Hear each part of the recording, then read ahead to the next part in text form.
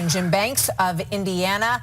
Sir, good to have you with us today. I know this is an issue that has been close to your action plan, and you've spoken with families. The president is right now on the Mexican border meeting with the Mexican president. What would you urge him to press for in that meeting? Well, first of all, this story in New Jersey just goes to show once again that there's not a single family or community in America that isn't impacted by the fentanyl crisis, the leading cause of death of Americans who are my age. Last year, at the end of the last Congress, I invited families who have been directly impacted, losing a son or a daughter to a fentanyl poisoning. And Martha, they gave me hundreds of obituaries of those who have been lost to one of these poisonings to give to President Biden. I sent those obituaries to his office, and President Biden has refused to meet with me and those families, even though he's had time to meet with transgender activists and lobbyists for TikTok and George Clooney. He won't meet with me or some of those families who are affected, which tells you once again, this isn't at all high on his priority list. Yeah. You know, I mean, it's extraordinary because obviously it's a big problem in the country. We lost 100,000 people last year to fentanyl poisonings. And obviously he's got a big opportunity today, which is going to get underway shortly, to press on the cartels and on treating them, designating them as terrorist organizations. Do you have any indication that he plans to do any of those things? Well, there's been no indication up to this point. I can tell you the House Republicans, now that we're rolling up our sleeves and getting to work in this first day of the Republican majority, we are going to declare war and do everything on our part to declare war on the Mexican drug cartels. But we need a president of the United States who's in on it too. And so far, this president has, he staged a photo op at the border yesterday.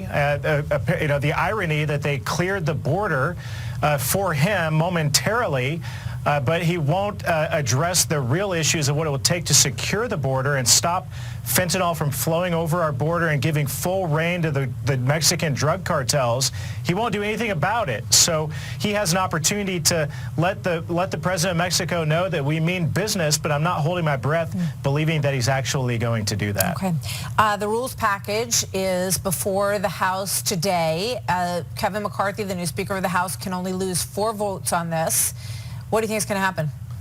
Well, we're going to pass the rules package. It's important, and House Republicans remain united in doing everything that we can to make sure that there is never a Speaker of the House again who abuses their power like Nancy Pelosi abused her power over the last 4 years. And that's what this rules package does. That's why Kevin McCarthy, the new Speaker, supports it, and why rank-and-file members like myself support it too. There are lots of rumors about what this rules package might or might not do, but at the end of the day, it empowers all of you as voters. It empowers your vote that you use to elect your representative to go to Washington and represent you. And that's a good thing. It's healthy for our democracy, and that's why Republicans are going to pass the rules package here in a couple of hours. I know Representative Gonzalez and Representative Mace had talked about maybe not being yes votes on that.